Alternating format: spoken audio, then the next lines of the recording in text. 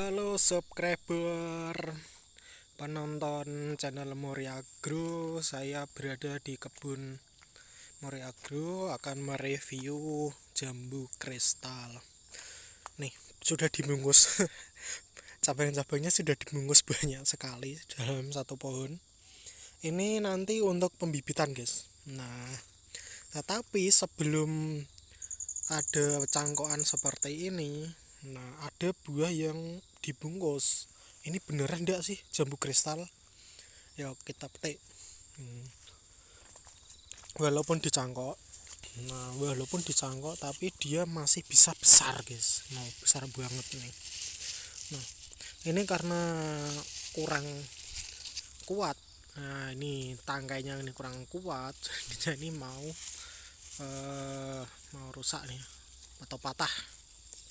Nah, dalam satu pohon hanya ada berapa ini tak bungkus ya, ada 1, 2, 3, dan 4 buah saja. Ini sudah siap dipetik karena ini sudah tidak hijau lagi, ini agak menguning, dia tuh tandanya sudah mulai tua. Nah, kita petik dulu ya, nih yang kecil, nanti yang besar. Nah ini ciri khas jambu kristal nih, sisi-sisinya ini tidak rata, tidak bisa dia tuh bulat sempurna, itu tidak bisa, mesti ini ada sisi-sisi yang lancip. Nah, ukurannya tidak menentu sesuai dengan jumlah pohon buah yang ada di pohon dan kesuburan pohon itu sendiri. Ini sangat mudah untuk membandingkan mana sih jambu kristal, mana sih yang bukan jambu kristal. Itu sangat mudah sekali ini.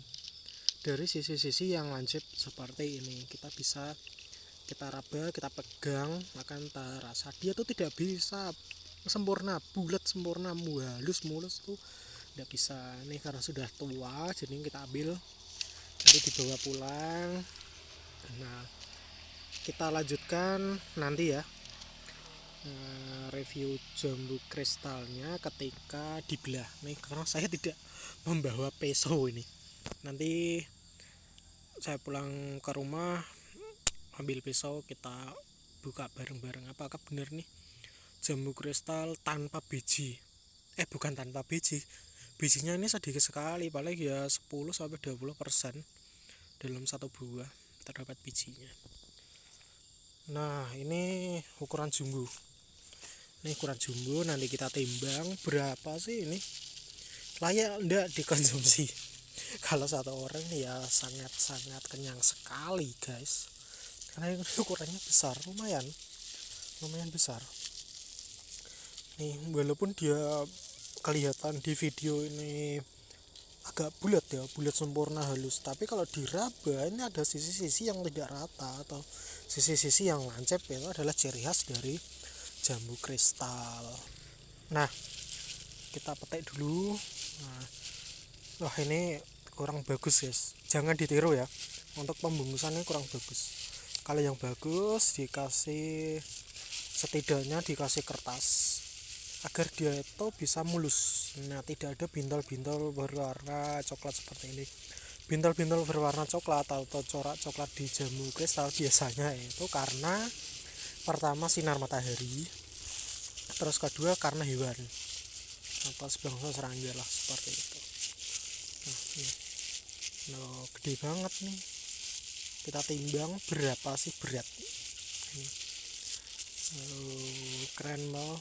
Walaupun ini pohonnya dicangkok, tapi dia masih bisa maksimal.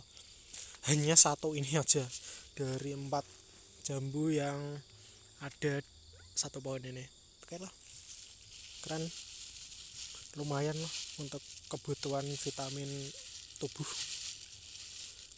Sekali lagi jangan ditiru bungkusnya ya. Oke, kita lanjutkan menimbang ini berapa sih beratnya kira-kira.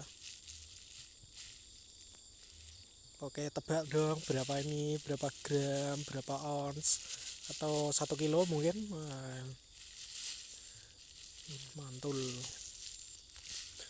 ya. Ini karena belum sempurna atau ada kendala teknis dalam pembungkusan, jadinya jambu kristal ini ya seperti ini, kurang bagus lah. Ini tidak bisa masuk pasaran tapi bisa dikonsumsi. Ini untuk konsumsi ya guys, karena kita fokus pohonnya dibuat pembibitan atau dicangkok.